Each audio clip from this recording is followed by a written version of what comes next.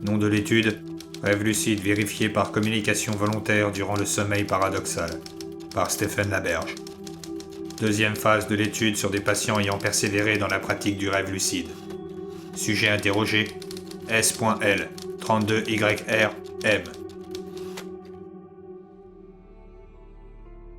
En psychologie, on distingue 3 formes de conscience.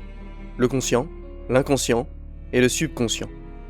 Mais beaucoup de gens se trompent en pensant que seul le premier tient un rôle actif et que les autres n'ont aucune volonté propre. Lorsque l'on rêve, il est tout à fait possible, avec de l'entraînement, d'amener le conscient dans le subconscient, et ainsi d'être capable de savoir lorsque l'on rêve. À partir de là, avec de la pratique, il est également faisable d'apprendre à manipuler ses songes. Cela dit, ce n'est pas facile. Une chose que beaucoup de rêveurs conscients ont pu observer est la tendance des rêves à vouloir résister à ce contrôle. Il m'a fallu une grande concentration pour en venir à bout, mais à terme, cela m'a permis de les diriger à loisir. C'est alors que j'ai commencé à observer les premières manifestations de mon subconscient en tant qu'entité consciente. Au début, ce n'était que des éléments passifs. Mes rêves ont commencé à devenir de plus en plus réalistes et cohérents. Mais avec le temps, ça s'est accentué. Le plaisir, la douleur, le goût des aliments et le visuel me sont ainsi devenus aussi détaillés que dans la réalité. C'est la première méthode que ça utilise pour que l'on cesse d'exercer un contrôle sur lui. En effet, ne plus différencier les songes du réel rend difficile la prise de conscience. Car si l'on se trouve dans une copie de la réalité suffisamment convaincante, on finit par ne plus réaliser que l'on est dans un rêve. Beaucoup de rêveurs actifs s'y laissent berner et retombent dans un sommeil passif. Cela dit, j'ai persisté, et avec le temps, ai été capable de m'approprier ce réalisme pour l'utiliser. Mes rêves sont alors devenus d'une beauté à couper le souffle, plus beaux que la réalité elle-même. Mais mon subconscient ne s'est pas laissé faire, et a réagi de façon agressive. Il a d'abord tenté d'utiliser la peur sur moi, comme arme dissuasive. Grâce à la cohérence visuelle et sensorielle qui était établie, il a provoqué des cauchemars d'une vraisemblance incroyable. Ces expériences peuvent être très traumatisantes, provoquant à terme une véritable phobie du sommeil. J'ai continué malgré tout, convaincu que de toute façon, cette erreur nocturne ne pourrait pas me suivre dans la réalité. J'avais tort. Il m'a alors provoqué des paralysies du sommeil très intenses, durant lesquelles j'ai vécu des hallucinations visuelles et auditives terrifiantes. Et, pour encourager ma confusion du réel, il m'a ensuite provoqué des faux éveils. Je rêvais que je me réveillais, et alors que j'étais convaincu d'être dans la réalité, je m'éveillais de nouveau dans un autre rêve. Cela pouvait aller à près d'une vingtaine de fois consécutives et recommencer pendant plusieurs nuits d'affilée. De cette façon, il était parvenu à me faire douter de la réalité même de ce qui m'entourait, car alors, rien ne me permettait de savoir si je m'étais éveillé pour de bon. À ce stade, beaucoup de rêveurs retombent dans un sommeil passif, de peur de faire des choses qui auront de graves conséquences dans la réalité, en confondant les deux. J'aurais dû m'arrêter, mais j'étais fasciné. Pour conserver mon contrôle, il m'a alors fallu trouver des points de repère pour différencier ces rêves du réel. Comme beaucoup de rêveurs, je regardais mes mains, car elles sont fréquemment différentes dans nos songes. Le subconscient n'est présent que durant notre sommeil, et ne peut savoir que difficilement à quoi nous ressemblons dans la réalité. Et afin qu'elles soient le plus dures possible à imiter, je les ai rendues plus complexes, avec des ongles longs, des cicatrices et des tatouages rudimentaires. Mais il n'est pas passif, et il apprend. En quelques mois, il s'est adapté, et a fini par me contrer. Ce qui a rendu mes repères de moins en moins efficaces. En dépit du fait que j'avais gardé ma conscience du rêve, une grande partie de mon contrôle s'est évanouie. Chaque action pour tenter de le maîtriser induisait une réaction opposée de ce dernier. Si je sortais d'une pièce, il en matérialisait une nouvelle autour de moi pour m'enfermer. Et quand malgré tout, je me débrouillais pour en sortir, il recommençait, au point que des nuits entières ont passé de cette façon. De plus en plus brimé par son influence, ma maîtrise du rêve a fini par devenir totalement inefficace. À ce niveau, il n'y a plus de retour arrière. Sans la capacité de le manipuler, il n'est plus possible de lui résister, et l'on devient sa proie. Il est alors impératif de récupérer le contrôle et de tout arrêter quel qu'en soit le prix.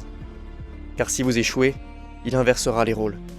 En effet, le conscient peut apprendre à manipuler le subconscient, mais l'inverse est également possible. Et alors, c'est lui qui vous maîtrisera, pour finir par priver votre corps de sa conscience, en vous empêchant de vous réveiller. Note de l'expérimentateur. Le témoignage a été obtenu par la retranscription des mouvements des yeux du sujet. Celui-ci est un patient plongé dans un coma profond.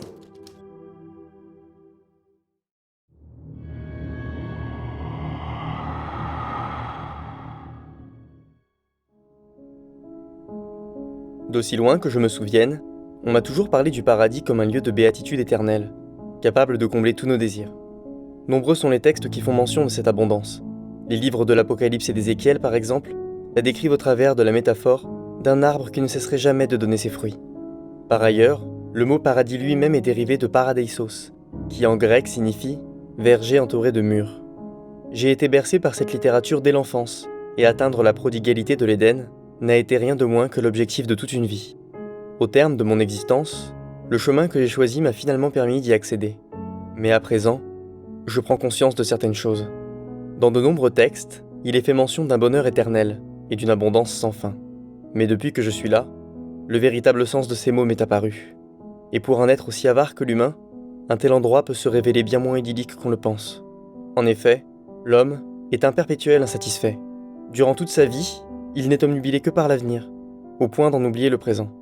Ce dernier, dès l'instant qu'il possède une chose, voit l'intérêt qu'il lui porte s'amoindrir, au profit d'un nouveau désir, si bien qu'il semblerait que tout ce qui parvienne à le satisfaire est de désirer. Mais dans l'Éden, la moindre de nos convoitises trouve une réponse sitôt qu'elle est formulée. C'est cela, le bonheur éternel qui nous y est promis. Et ce ne me semble pas être une bonne chose. La philosophie stoïcienne apprend que se berner à vouloir être heureux est se condamner à ne pas l'être, et que pour combler ses désirs, il faut y renoncer. Mais l'homme est ainsi fait qu'aussitôt qu'il a obtenu une chose, il en désire une autre. C'est l'idée que défendait Oscar Wilde lorsqu'il affirmait que les deux plus grandes tragédies de la vie sont de convoiter une chose que l'on ne peut posséder et l'obtenir.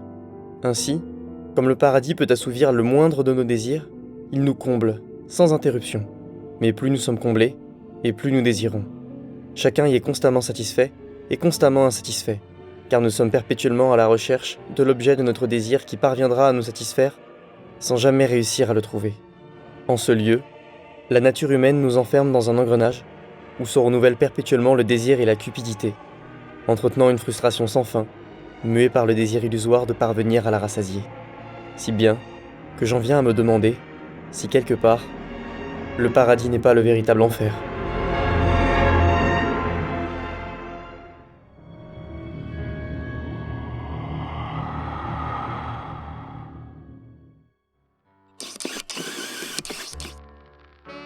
Je ne me considère pas comme un homme mauvais. J'ai une femme et des enfants dont je prends grand soin, et j'exerce mon métier de médecin avec cœur et implication. Par ailleurs, en 10 ans de pratique, j'ai dû sauver plus de vies que bon nombre de personnes en ce monde. Pourtant, j'ai décidé de tuer quelqu'un. Mais si je veux le faire, ce n'est pas par haine ou passion perverse. C'est parce que j'ai le sentiment que de toute ma vie, je n'ai jamais eu de choix. En société, on prétend avoir un libre arbitre. Mais si la plupart des citoyens ne commettent pas de crimes, ce n'est pas par choix, c'est uniquement par peur de la prison. Mais où est la morale quand le bien n'est pas fait par conscience et qu'il est motivé par peur d'un châtiment? Est-ce qu'on est vraiment un homme bon si l'on agit comme tel uniquement parce que l'on n'a pas d'autres options? Voilà pourquoi j'ai décidé que pour une fois je ferai quelque chose de mal, car jamais je n'ai eu ce choix et que je veux pouvoir le faire. Ainsi, je pourrai par la suite agir en homme bon parce que je l'aurai décidé, et non par défaut ou contrainte. Ce sera un meurtre unique, car je n'ai pas l'intention d'y prendre goût et ne me ferai pas prendre. Étant médecin, il m'est possible de prescrire à peu près ce que je veux à mes patients, et certains médicaments ne font pas bon ménage ensemble. Il me suffit de donner du plan traitement avec de la pendant une certaine durée à un malade. Ce sont 2 médicaments, tout ce qu'il y a de plus commun. Mais si on les prend ensemble de façon répétée, ils provoquent des insuffisances cardiaques graves en très peu de temps. Cette défaillance est quasiment inconnue, car il n'y a presque aucune raison de les prescrire lors d'un même traitement, ce qui n'éveillera pas facilement les soupçons. Le patient décédera en moins d'1 semaine. Pour la première fois de ma vie, j'aurai fait un choix. Et l'on n'imputera pas sa mort à des médicaments si courants. Puis quand bien même cela arriverait, personne ne pourrait m'accuser de meurtre. Après tout, je ne suis qu'un petit médecin lambda, qui en plus de 10 ans de pratique, n'a commis rien d'autre qu'une bête erreur médicale.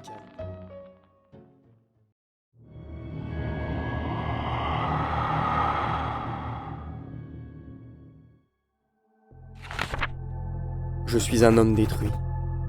Il y a quelques années, suite à un accident de travail, je me suis retrouvé privé de mes 2 jambes et de l'un de mes bras. Dès lors, je n'ai plus rien d'autre que ma famille. En effet, encore aujourd'hui, je ne peux plus exercer mon métier de maçon, et je croupis à longueur de journée dans mon fauteuil roulant, au 10e étage d'un appartement miteux, dont l'ascenseur est en panne depuis 5 ans. Mais depuis cet incident, ma femme trime pour subvenir à nos besoins. Et c'est à peine si avec son seul salaire, elle arrive à payer le loyer de ce taudis où nous vivons.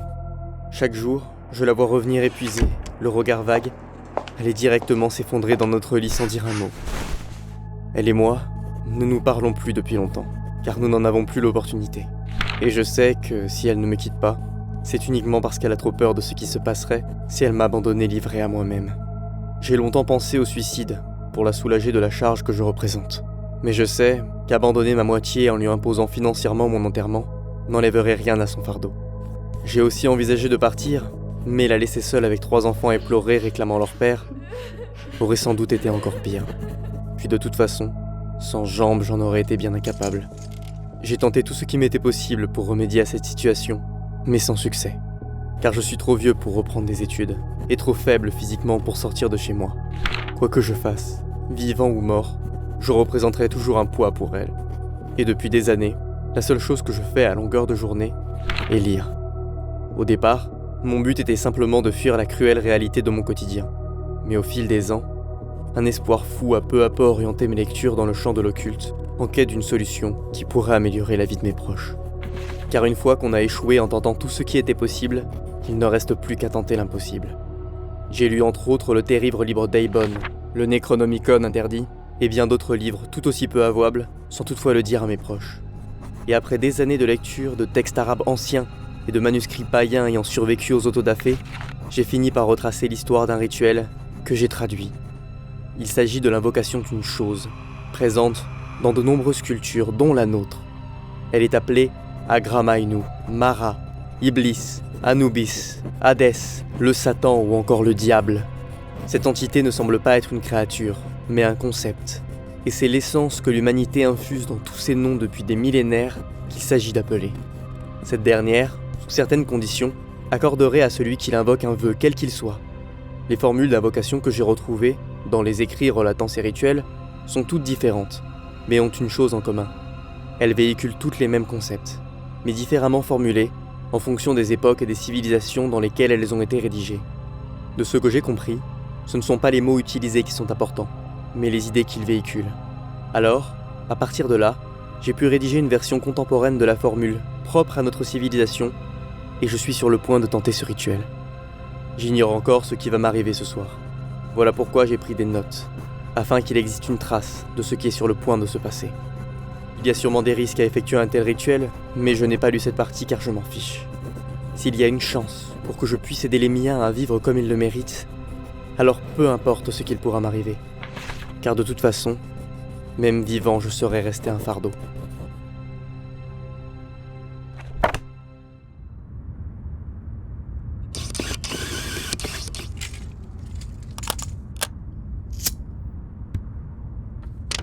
Ô cher Satan, ô cher ami, ô cher intime, exauce les désirs que quelques pauvres gens, qui t'ont 100 fois payé de leur âme la dîme, t'adressent dans l'effroi de leur bonheur couchant.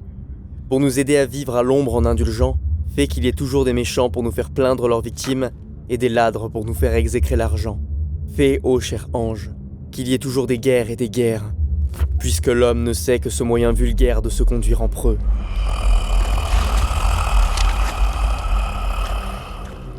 Nom de Dieu, ça a marché. Ne blasphème pas devant moi, homme. En ma présence, cette entité jamais on ne nomme. Pardon, Pourquoi m'as-tu invoqué? Parle, et sois concis sur tes souhaits. Je veux de l'argent pour nourrir les miens, et leur donner le confort qu'ils méritent. Bien. C'est tout? Vous allez juste me le donner comme ça? Non. Pour cela, à un jeu, il te faut me défier. En cas de victoire, tu pourras exiger que je satisfasse n'importe lequel de tes souhaits. Je vois.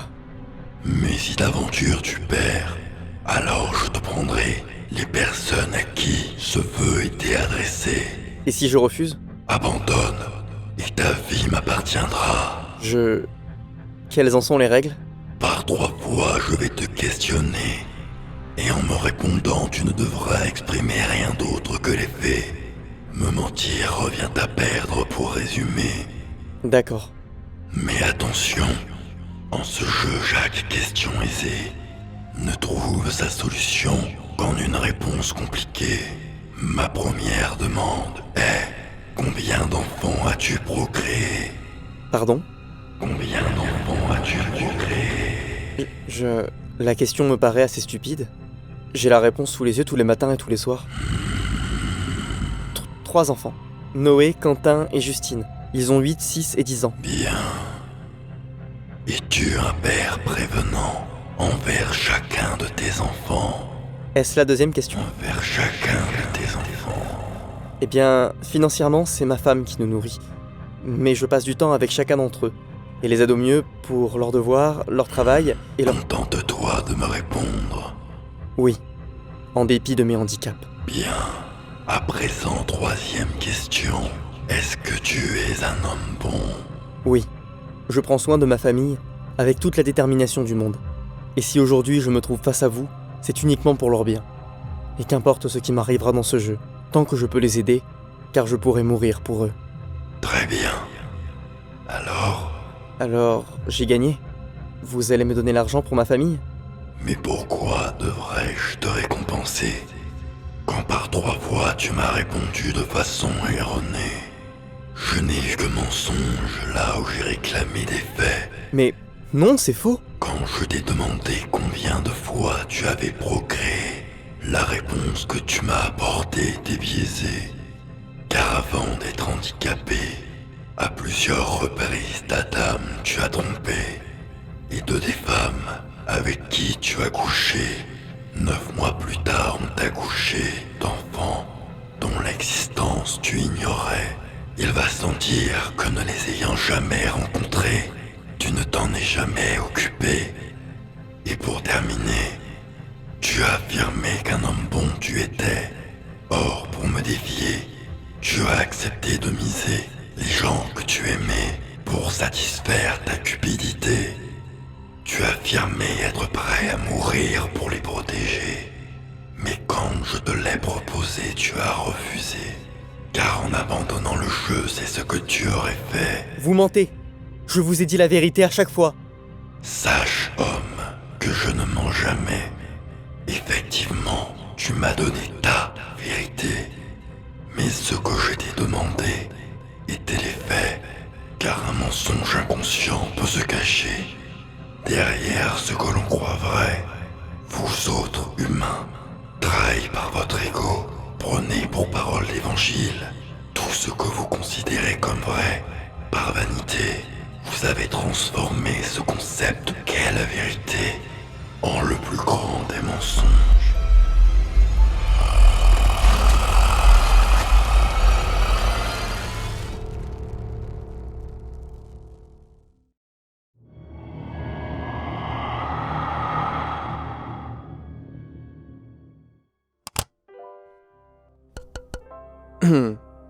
Si j'enregistre ce message, c'est au cas où quelqu'un finirait par remarquer mes agissements et me contraindrait à les arrêter en me livrant à la police.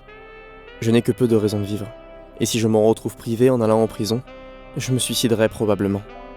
Voilà pourquoi, dans l'éventualité où cela arriverait, et pour éviter que les autorités n'aient à se casser la tête sur des motivations aussi floues que les miennes, je vais tenter de les expliquer. Comme beaucoup de gens dans cette société, je ne suis personne. Je n'ai pas fait d'études parce que je ne m'intéresse à rien, et pour vivre, je cumule actuellement 4 emplois alimentaires. En tant que serveur dans un restaurant, caissier d'une supérette, cuisinier d'un fast-food et inventoriste de supermarché. Dans la vie, je n'ai presque aucune passion ou centre d'intérêt. De ce fait, le peu que je dégage du cumul de ces emplois ne me sert qu'à payer les produits de première nécessité. Chez moi, je n'ai ni la télé, ni quoi que ce soit qui puisse servir à me divertir. Pas que je n'en ai pas les moyens, mais je n'en vois pas l'utilité. Le soir, après avoir mangé, je me contente de m'allonger dans mon lit en attendant l'envie de dormir, et cela me suffit. Mais une interrogation peut subsister quand on ne me connaît pas. Si j'affirme ne m'intéresser à rien, alors pourquoi toujours travailler dans l'alimentaire? C'est parce que cela m'offre la possibilité de faire des choses plus intéressantes. En effet, j'ai une passion, mais la compter dans les hobbies est quelque peu de mauvais goût, car il ne s'agit pas vraiment d'une occupation comme peuvent l'être la musculation, le vélo ou le dessin. Je suis passionné par le hasard. Quelque part, je vois l'influence qu'il a sur nos vies comme le destin, car il est aussi inexorable qu'imprévisible et dirige tout dans nos existences, nos rencontres, nos amours, notre vie et notre mort. Mais le plus beau, c'est qu'à ses yeux, rien ne différencie le plus grand des philanthropes du plus minable des ratés. Car qui que nous soyons, nous sommes en permanence face à une multitude d'événements et de non-événements, dont l'issue peut aussi bien nous tuer que prolonger notre vie. Un assassin pourra mener une existence longue et belle, quand le plus grand des bienfaiteurs finira sa vie prématurément dans un accident de voiture. Et je trouve cela d'un cynisme magnifique. De plus, chacun à son niveau est un acteur du hasard, capable d'influencer indirectement la vie de nombreuses personnes avec une importance insoupçonnée.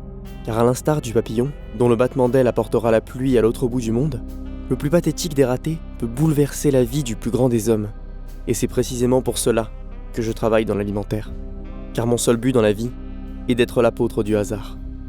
Une fois par mois, un jour déterminé par un lancer de dés, j'accroche mes 4 contrats de travail à l'un de mes murs, et il lance une fléchette de l'autre bout de la pièce en ayant les yeux fermés.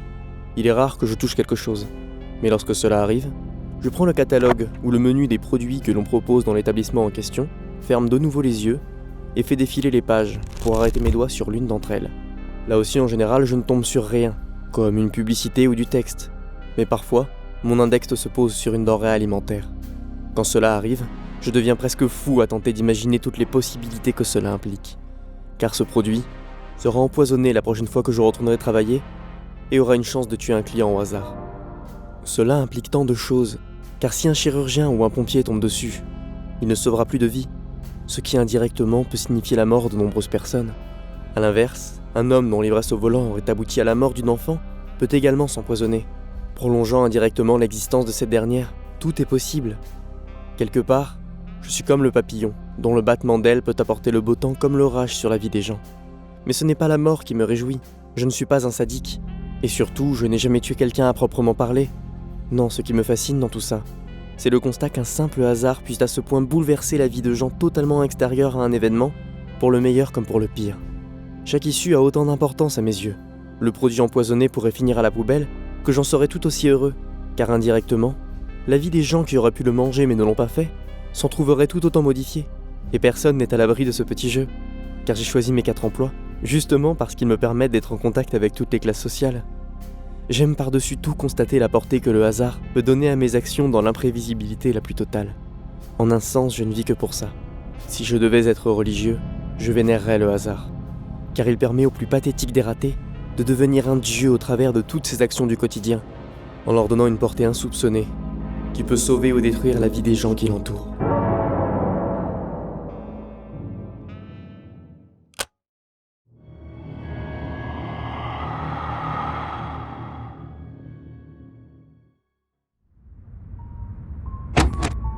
Lawrence Shawn, dit l'empoisonneur, vient d'être reconnu coupable de l'utilisation de produits rendus illégaux dans le cadre du nettoyage de l'entreprise de gaz de la ville de l'empoisonnement des eaux locales et de ses employés. S'est retrouvé contraint à verser de lourdes indemnisations, comprenant 150 millions de son propre patrimoine et 200 autres millions provenant de son entreprise. Suite au scandale, ladite société l'aurait licencié.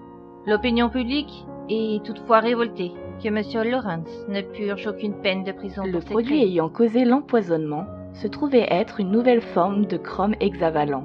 Les employés ayant été en contact avec le dit produit ont contracté des cancers divers. Monsieur Shawn Lawrence, Qu'est-ce que je peux faire pour vous? quelqu'un m'a demandé de vous remettre ce paquet. Je dois signer quelque chose? Non, ça ne vient pas de la poste. Mais c'est de l'argent. C'est de qui? D'où il vient?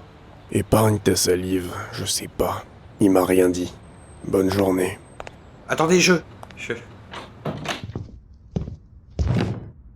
peux soigner ma fille. Je peux soigner ma fille. Je peux soigner ma La fille. fille de Monsieur Lawrence aurait récemment été hospitalisée en raison d'un cancer. Son pronostic vital serait engagé. Le secret médical ne nous a toutefois pas permis d'apprendre la nature exacte du cancer en question.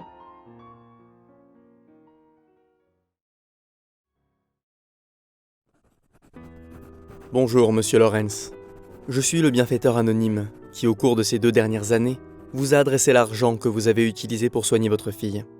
Vous devez sans doute vous demander quelle est mon identité. Pourtant, la vraie question n'est pas qui je suis, mais pourquoi j'ai agi ainsi. En effet, même étalé sur 2 ans, 2 millions, c'est une somme. Et si je puis me permettre, depuis que vous avez été jugé coupable de l'empoisonnement des eaux locales, vous n'avez plus beaucoup d'amis. Vous pensez sûrement que je vous ai offert généreusement cet argent, pour soigner votre enfant de la maladie qui la ronge depuis ces 2 dernières années. Cela semblerait logique après tout. Les médias ont beaucoup parlé de l'état critique de la fille de l'empoisonneur, et un homme altruiste aurait très bien pu décider de vous aider à la sauver. Il est vrai que l'hypothèse est séduisante, mais elle est fausse. Car je ne suis pas sans savoir que moins du 6e de la somme totale que je vous ai versée aurait été plus que suffisante. Cela dit, votre enfant est bel et bien relié à cette histoire. Je vais vous donner quelques indices. Voyez-vous, à l'issue de votre défaite lors du procès de votre entreprise, vous n'êtes pas allé en prison, comme c'est normalement le cas pour les assassins de votre espèce. Vous avez seulement subi de lourdes pertes financières, perdu votre emploi et votre réputation. Mais vous êtes resté libre et en vie. Alors que vos employés, de même que leurs familles, sont tombés gravement malades. Tout ça, car vous avez fait le choix d'ignorer les normes de sécurité au détriment de notre santé. Pour faire des économies, et par peur du scandale, vous avez sciemment dissimulé la dangerosité des produits que nous utilisions et vous avez chiffré la valeur de la vie humaine. Il doit à présent vous paraître clair que je fais partie de ces gens-là. Mais cela ne répond pas à la question de l'argent que vous avez reçu de moi. En effet, pourquoi un homme que vous avez détruit vous aiderait-il à vous reconstruire ? Réfléchissez. Pour quelle raison avez-vous commencé à accepter mon argent sans broncher ? Vous n'aviez plus beaucoup de fonds, il est vrai. Mais aucun homme n'est assez fou pour accepter sans motif sérieux 24 versements de 80 333 $ offerts par un inconnu. D'autant qu'avec votre sursis, il vous fallait une raison solide pour courir le risque de recevoir de telles sommes en cachette. Mais voyez-vous, je voulais que vous l'acceptiez. Alors j'ai créé les dispositions nécessaires pour vous y contraindre. En tant qu'employé de votre ancienne entreprise, même si je n'étais que le cuisinier de la cafétéria, j'avais les moyens de mettre la main sur les produits interdits avec lesquels vous faisiez nettoyer les cuves. Ces mêmes produits qui ont été déversés dans les eaux de la ville et qui sont responsables de la mort de ma fille. J'en ai volé une dizaine de kilos, en achetant généreusement le silence des nouveaux gardiens du site, puis j'ai démissionné, et me suis fait embaucher en tant que cantinier dans l'école de votre enfant. Jour après jour, j'ai empoisonné ses plats, et l'ai rendu suffisamment malade pour vous contraindre à l'hospitaliser, car je connaissais parfaitement le coût exorbitant du traitement, des nombreux symptômes qu'engendre ce produit. À partir de là, il n'était plus qu'une question de temps, pour que vos finances déjà faibles vous contraignent à accepter cet argent tombé du ciel. Et c'est le jour où vous étiez sur le point de la retirer de l'hôpital que je vous ai adressé le premier versement dans un colis anonyme. Le lendemain, j'ai démissionné et me suis fait embaucher à son hôpital, une nouvelle fois en tant que cuisinier. Votre fille avait un régime spécialement fait pour ne pas attaquer le système digestif dans le cadre de son traitement. Ses plats étaient donc nominatifs. Et jour après jour, pendant près de 2 ans, je lui ai administré ce poison, qui petit à petit a aggravé son état et vous a contraint à accepter mon argent jusqu'au dernier versement. Mais la question reste en suspens. Pourquoi voulais-je absolument vous contraindre à accepter de telles sommes, quitte à rendre votre enfant malade ? Et pourquoi un montant aussi précis réparti sur 2 ans ? À cause de votre avarice, moi, ma femme et ma fille de 8 ans, avons été atteints par un cancer, auquel j'ai eu la malchance de survivre, contrairement à elle. De ce fait, après la victoire du recours collectif dont vous étiez la cible, j'ai été la personne la plus dédommagée de l'entreprise. J'ai reçu 1 million pour le prix de ma santé, et 4 pour la vie de ma femme et de ma fille. On m'a donné de l'argent pour me dédommager de la perte de ma raison de vivre. Mais le fait que vous n'ayez pas été emprisonné pour ce crime m'a mis dans une rage folle, et à l'issue de ce procès, je n'ai plus d'autre ambition que la vengeance. Il m'a fallu investir des fortunes pour vous retrouver après votre déménagement, mais grâce à vous, j'en avais les moyens. J'ai d'abord voulu vous tuer, car j'étais devenu assez riche pour me croire au-dessus des lois. Je m'étais même procuré une arme au marché noir avec cet argent. Et un soir, je vous ai attendu devant votre logis, prêt à vous assassiner. Mais alors, je vous ai vu rentrer le sourire aux lèvres, en compagnie de votre fille. Cela m'a été intolérable. Comment le monstre qui avait détruit ma vie pouvait continuer à jouir de ce qu'il m'avait enlevé ? Pourquoi l'assassin qui avait chiffré la vie de mon enfant aurait-il le droit de continuer à profiter du sien ? J'ai alors compris que vous tuer n'aurait pas suffi à apaiser ma colère, et je me suis retiré. Après une longue réflexion, j'ai décidé de vous faire ce que vous m'avez fait. Et au lieu de vous infliger la mort, j'ai cherché à vous infliger la vie. J'avais reçu un dédommagement de 2 millions pour la vie de mon enfant. En somme, c'est comme si vous aviez chiffré sa vie pour la payer et me la prendre. Vous comprenez ? Si je voulais que vous acceptiez cet argent, c'était pour que je puisse acheter la vie de votre fille comme vous l'avez fait avec la mienne. Aujourd'hui, votre enfant aurait eu l'âge de mon Émilie, qui a agonisé pendant 2 ans sur un lit d'hôpital avant de me quitter. Et depuis ce matin, 6h34, vous êtes comme moi. Votre fille est morte, et vous êtes riche. Mais à quoi bon avoir autant d'argent quand on n'a plus de raison de le dépenser ? Comprenez-vous maintenant ce que c'est que de voir la vie de nos proches rabaissée à une somme d'argent ? En 2 ans, je suis devenu tout ce que je haïssais de vous, pour vous permettre de me haïr comme je vous hais. Vous devez sans doute avoir envie de vous venger comme ce fut mon cas. Mais vous n'aurez pas ce plaisir, car je suis au regret de vous annoncer que lorsque vous lirez cette lettre, je me serai suicidé. Ces 2 dernières années, la vengeance a été ma seule raison de vivre.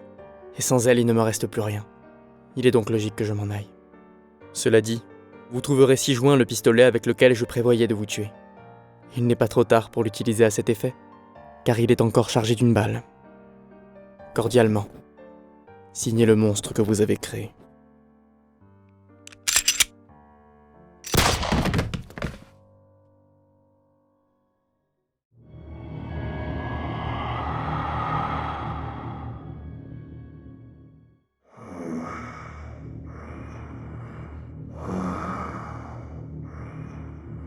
J'ai faim, si faim. Cela doit faire des centaines d'années que l'on m'a enfermé ici, et pas une fois je n'ai pu me nourrir. Plus le temps passe, et plus cette faim me ronge. À chaque instant, elle me tord un peu plus les boyaux. Et après des siècles coincés dans cette boîte, la douleur que je ressens est devenue si intense que je pourrais jurer qu'une main me retourne les entrailles de l'intérieur. Et cette douleur est si viscérale que j'ai le sentiment que je pourrais mourir à chaque seconde. Mais je ne peux pas. L'inanition ne peut me libérer. J'ai si faim. Je ne suis même plus capable de me rappeler du goût de la chair ou de l'odeur du sang, tant mon dernier repas est lointain. Ma situation a quelque chose de terriblement amer. C'est pour ma trop grande gourmandise que l'on m'a enfermé. Et maintenant, étant incapable de mourir, c'est cette même faim qui me torture. La faim est un sentiment étrange qui amoindrit nos autres envies, si bien que plus on a besoin de se nourrir, et moins l'on a d'autres désirs. Lorsque l'on est en proie à cette douleur famélique permanente, la nourriture passe de plaisir à besoin, puis de besoin à obsession. Et à l'instar du loup qui pénètre dans l'enclos des brebis, quand on trouve enfin de quoi se nourrir, la raison est jetée en pâture, un étrange mélange de gourmandise et de cupidité. Ces dernières, en consumant la logique, poussent à dévorer de façon déraisonnée tout ce qui passe à portée. Je suis là depuis si longtemps que je ne me souviens plus de mon dernier repas. Mais j'ai si faim que si je sortais d'ici, je serais capable de dévorer le monde.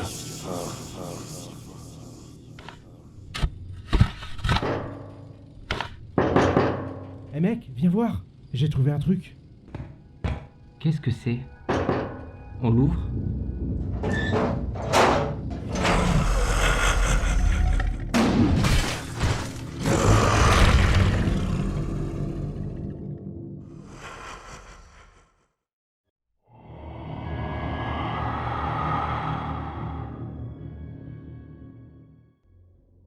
À l'intérieur d'une petite pièce, quasi insalubre et sans literie, se trouvait un homme, recroquevillé dans une petite alcôve à même le sol. Ce dernier était vêtu d'un uniforme militaire, couvert de poussière grise, et malgré sa stature imposante, il avait une allure extrêmement fébrile. Il mangeait une miche de pain, et hormis ses bruits de mastication, la pièce restait complètement silencieuse. Pourtant, il ne fut guère surpris lorsqu'il entendit soudainement un son strident, suivi de la voix grésillante d'un homme. Cette dernière provenait d'un haut-parleur qui était fixé à l'un des murs de la pièce, et s'adressa à lui en ces mots, avec un timbre de voix monocorde et routinier. « Monsieur Arnaud, comment vous sentez-vous » Mais ce dernier ne daigna pas lever la tête pour lui répondre, et continua imperturbablement de manger. « Nous entend-il » reprit la voix en s'adressant à une autre personne. « Monsieur Arnaud, dois-je vous rappeler que vous ne sortirez d'ici qu'à condition de coopérer durant cette expérience » renchérit-il d'un ton plus grave. Il cessa alors de mâcher, et après un instant d'hésitation, lui répondit d'une voix tremblante. « Je suis très fatigué. » « Êtes-vous toujours dans la capacité de dormir ?»« Oui. » répondit-il à voix basse. « Pardon ?»« Oui. » « Fort bien. Patientez encore, monsieur Arnaud. Souvenez-vous qu'à la fin de la semaine, vous serez libre de partir. » Puis, comme pour signifier la fin de cette conversation, la voix se tut, éclipsée par un grésillement sonore. Suite à quoi, une bouche d'aération qui se trouvait dans la pièce laissa échapper un gaz, sous la forme d'un épais nuage de fumée blanche. Arnaud, pris de panique, se leva d'un bond pour aller se jeter sur les parois des murs, à l'opposé de la grille. De ses mains tremblantes, il grattait et fouillait chacune des minces interstices qu'il y avait entre les briques. Un flot de pensées invasives se déversait dans son esprit. Quand on m'a envoyé au front, on m'a dit que l'ennemi ne faisait pas de prisonniers. Si seulement. J'en peux plus. Ce gaz va me faire exploser la tête. Il me faut de l'air. Juste de l'air. Juste une bouffée. Il doit forcément y avoir une faille dans ce mur. J'ai besoin d'air. Il faut que je dorme. Soudain, le son désagréable du micro se fit à nouveau entendre et le tira de ses pensées. Le gaz s'était dissipé. Monsieur Arnaud, comment vous sentez-vous ? Questionna la voix du haut-parleur, avec la même monotonie que précédemment. Déjà ? Pensa-t-il. Depuis combien de temps est-ce que je... Monsieur Arnaud ? À quand remonte notre dernière conversation ? Dit-il, tout en pensant. Ai-je perdu toute notion du temps ? Peu importe. Mais vous avez l'air d'être en meilleure forme. Comment vous sentez-vous ? J'en peux plus. Il faut que je dorme. Et j'ai très mal à la tête. Tenez bon. Vous sortirez à la fin de cette semaine. Ne l'oubliez pas. Lui répondit-il, avant de clore une nouvelle fois la discussion, par le grésillement du micro. Arnaud, dépité, se laissa alors choir à terre et s'adossa au mur. Il resta sans bouger quelques instants, puis releva les yeux vers la grille d'où était sorti le gaz, avec une expression de rage, et dans une colère irrationnelle, se jeta sur elle pour la frapper à s'en briser les poings.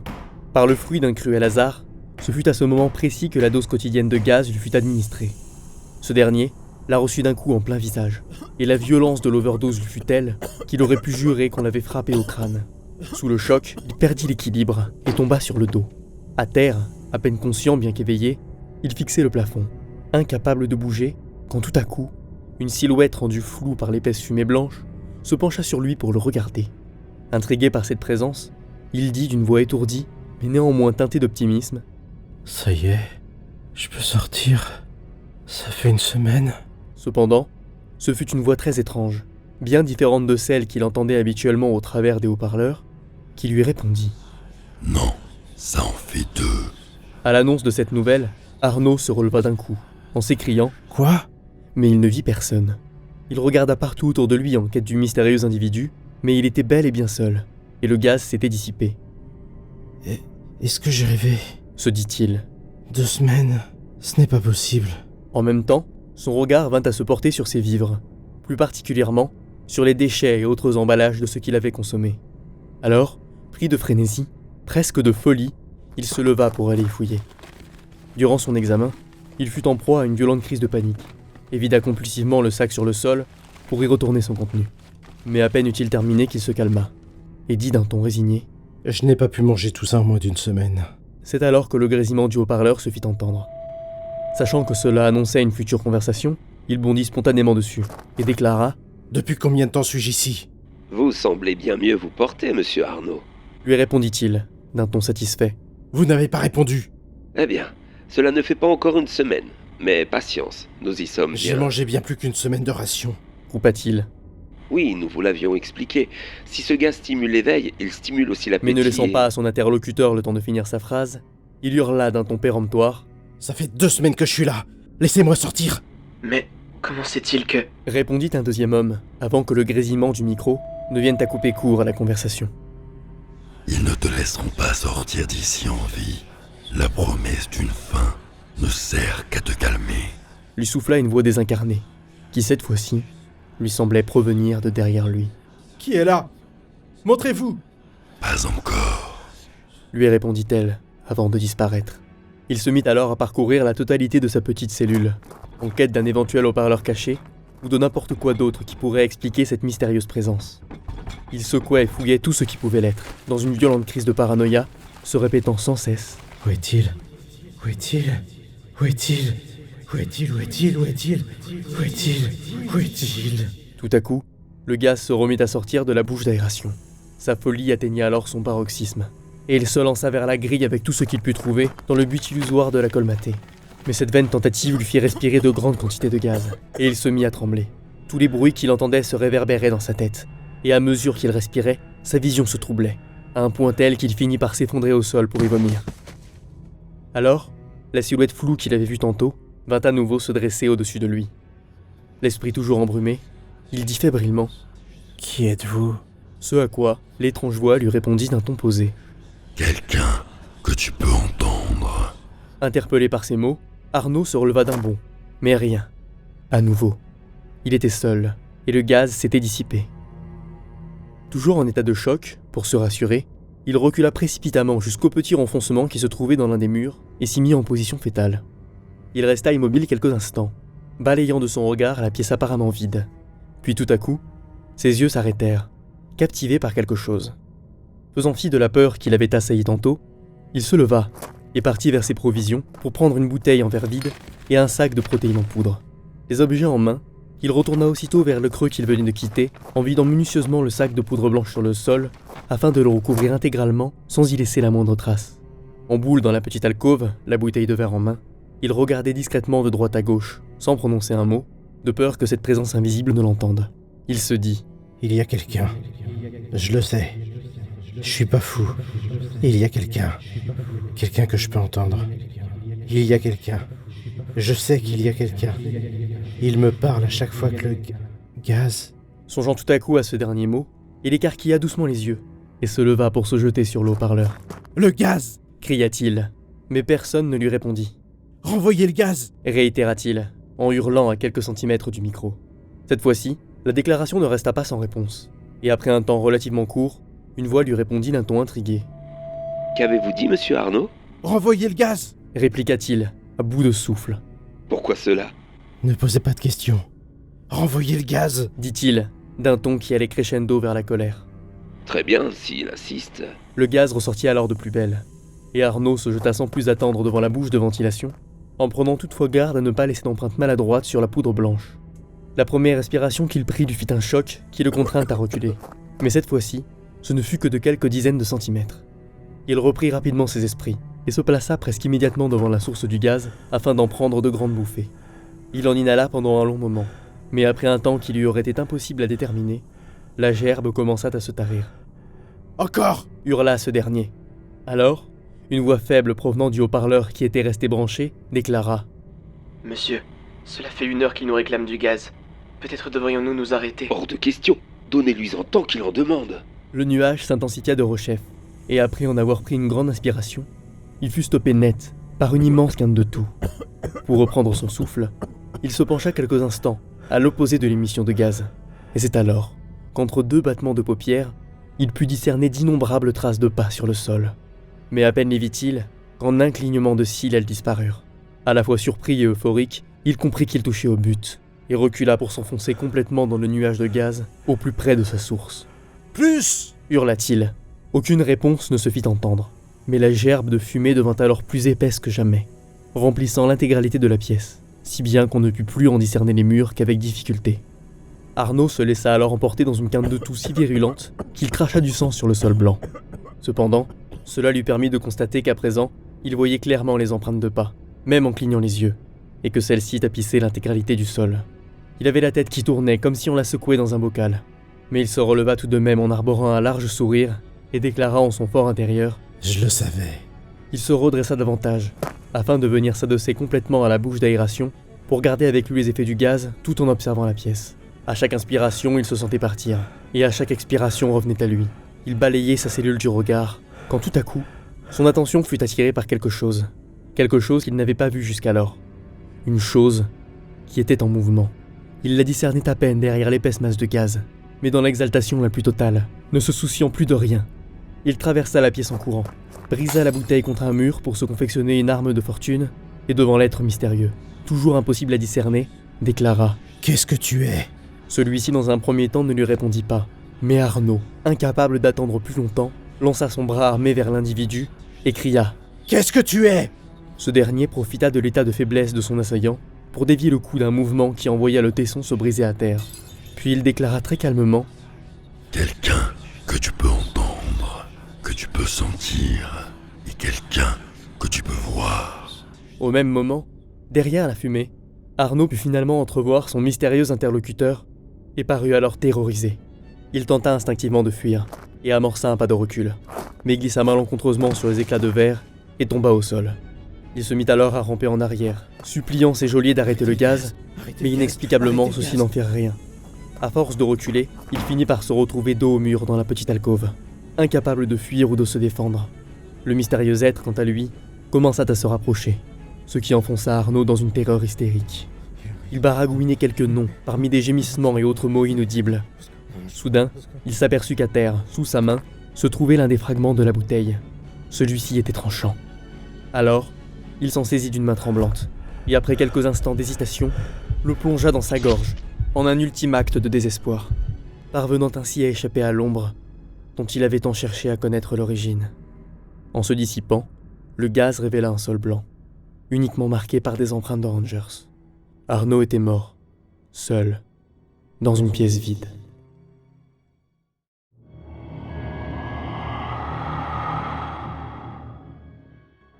Jusqu'ici, tout va bien. Je me le répète sans cesse depuis mon accident. Même si je suis assailli de douleur à chaque instant, je me répète que tout va bien. Je me le répétais déjà, quand chaque jour de travail devenait plus difficile que le précédent. Et aussi lorsque j'ai dû me contraindre à cesser mon activité d'artisan. Tandis que sous le diktat de cette douleur, je sentais peu à peu le monde se rétrécir autour de moi, je me répétais que tout allait bien. Et maintenant, alors que je me rends compte que je n'ai plus le droit de faire des projets qu'à la semaine, et que je dois voir l'avenir comme la journée d'après, sans même savoir si je pourrais finir mes études, je me répète aussi que tout va bien. Malgré le temps et l'argent investis dans les traitements et les examens, mon état ne fait qu'empirer. Et quand je m'en rends compte, je persiste à vouloir croire que tout va bien. En dépit du fait que je suis incapable de savoir si serrer dans mes bras la femme que j'aime me procure plus de souffrance que de soulagement, je tente tout de même de me dire que tout va bien. Le soir, quand la seule chose capable de me soulager devient l'alcool, je fais de mon mieux pour imaginer que tout va bien. Mais quand je me réveille le lendemain, pénétré par des douleurs encore plus virulentes que la veille, et que je dois boire de nouveau pour me soulager, c'est avec grand-peine que j'arrive à me dire que tout va bien. Et lorsque, malgré la douleur, je persiste à me lever tous les jours pour aller faire des études, dont on parle de me renvoyer en raison de mon infirmité, il me devient difficile de croire que tout va bien. Quand chaque matin où je me rends à mon école, je me demande si la charge du métro entrant en gare est assez violente pour tuer, je persiste à vouloir me berner que tout va bien. Je persiste à vouloir m'en convaincre. Car tant qu'il m'est possible de croire ce mensonge, c'est qu'il possède encore un fond de vérité. Mais j'ai peur du jour où les banalités de mon quotidien deviendront si dures à affronter, que la vérité rattrapera mon déni. Je devrai alors lui faire face et serai contraint d'accepter que jusqu'ici tout va mal, tout va mal, tout va mal, tout va mal, tout va mal, tout va mal.